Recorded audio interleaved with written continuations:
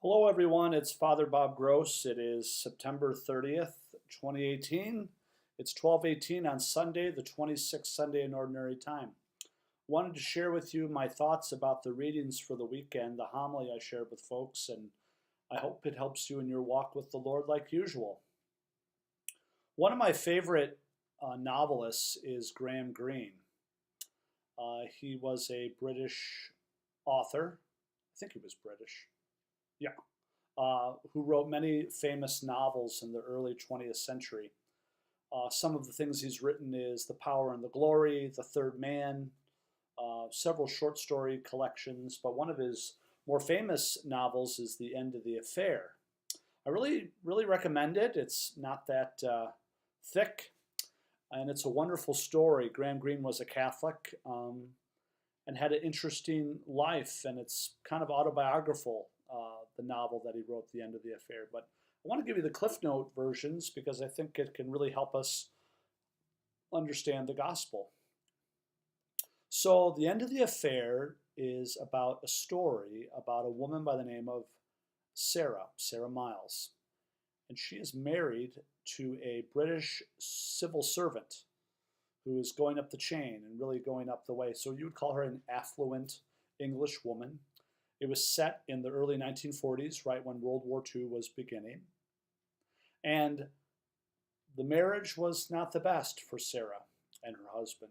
So she met a man by the name of Maurice Bendrix, who was a novelist in London, and they began an extramarital affair. It was for 2 years that they saw each other, and Sarah was unfaithful to her husband during those times.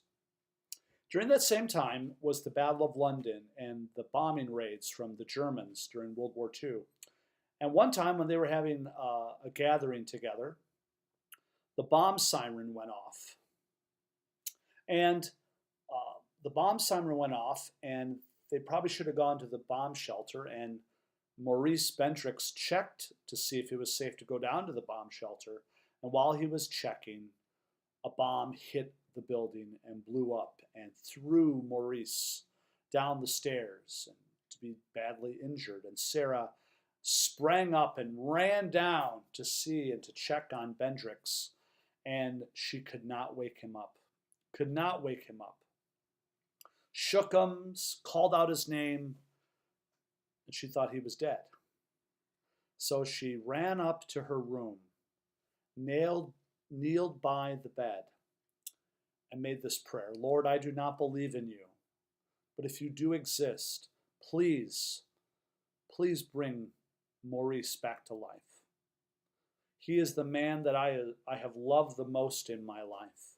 Please spare his life and bring him back. I promise to never see him again if you would grant him life. As she was saying that prayer, Maurice walked up the stairs uninjured, just knocked out from the blast. And she said, Sarah. And then Sarah said, oh my God. From that moment on, she cut the relationship. She ended the affair with Maurice. And in turn, Maurice became very bitter about it. He didn't understand why she cut the relationship off so abruptly. So he hired a private investigator who went into her apartment, took her diary, gave it to Maurice, and Maurice read the rest of the story of Sarah's prayer and her promise to never see him again. So after that, she went to a priest. She was a baptized Catholic. She confessed her sins. She became honest. And she left the affair so that the one that she loved could live. I bring that story up because did you notice the imagery of the gospel? Cut off your hand, gouge out your eye, cut your foot off, millstone. What causes you to sin, cut it off. And what Jesus is getting at is how hard it is to walk away from sin.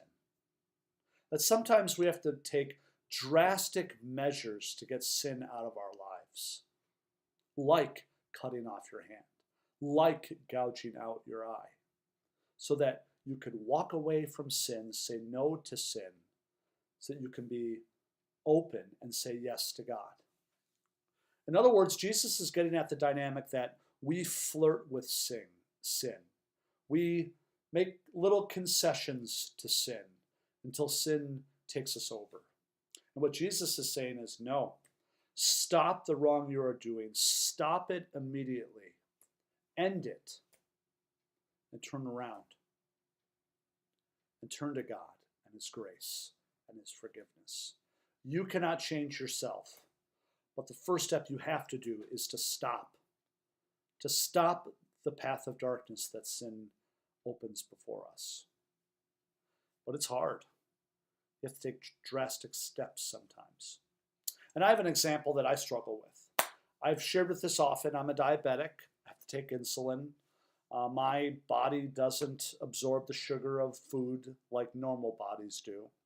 And I have to watch what I eat. I can't eat 12 donuts. I can't go and eat a bunch of cake. I can't have sweets all the time. I can't really have bread that often. I have to have lower amounts of that so that my body can process the sugar that it can process. But I find that very difficult. And the example is, I love McDonald's. I love a 2 cheeseburger meal with 2 orders of fries with a large Coke, and I love it. It tastes so good as it's going down. But after, it does such horrible effects to my blood sugar. So the 5th commandment is, thou shalt not kill. And part of that is to honor the body that God has given me. Yeah, there are times when you can feast a little bit. But I've been regularly going to McDonald's. Just this last week, I went 4 times. I went yesterday before Saturday Masses. And it just affects my blood sugar horribly. I have to stop going to McDonald's. It is not good for me. One day they will cut off my foot if I don't take care of myself. And if I don't take care of myself, I can't live my vocation, and then I'm not being faithful to the call that God wants of me. So I have to cut that out of my life. But it's so difficult sometimes. But with God's grace, what Jesus is saying is, if you make a radical change in life, turn away from it and turn to me, I will give you the grace in order to do that. You have vices in your life. I have vices in mine. Do we drastically cut them out of our life? Or do we flirt with them? Do we make concessions with them? Because the greatest evil in the world is sin. It's the cause of all of our suffering, all of our unhappiness. All of the things that go wrong in the world is because of sin. And that's why Jesus talks about sin so much. That's the cancer that He wants to cut out of us so that His grace can grow in the spot where we were wounded. But are you willing to cut it out of your life? And for most of us, we don't. We tolerate sin. We live with it. We say we're not that bad when God is offering us a life of holiness, of divinization, of being like His Son Jesus. Imagine if everyone was a Jesus in the world. The world would be really heaven. So, as you go into your week this week, what are you unwilling to say no to? What are you willing to flirt with that you know is wrong down deep? Whether it's going to Mass on Sunday. We all know God wants us to go and honor Him at Mass on Sunday. It is wrong not to go. Why don't you go? Why don't you stop it? We all know that gluttony ultimately hurts us and hurts our relationship with God. We know that gossip hurts others and our relationship with God. We know that sins of impurity affect the way we look at others. Why don't we stop it and turn to God? We sometimes have to cut it out if we're to experience grace and holiness. If your hand causes you to sin, cut it off. If your foot causes you to sin, cut it off. If your eye causes you to sin, cut it out. Pluck it out. Let's first stop the evil that we do so that we can be open to the good that Jesus wants to give us. Are you willing to do that for God, for your family, for your neighbor? Because that's how we can change the world, is by our personal pursuit of holiness. And sometimes it's got to be drastic. Got to stop it and start over.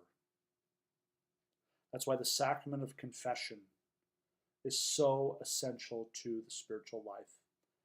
And it is so sad that so many do not avail themselves of it. I pray that we accept these challenging words of Jesus and leave sin behind and to embrace his forgiveness and grace. And may God bless you.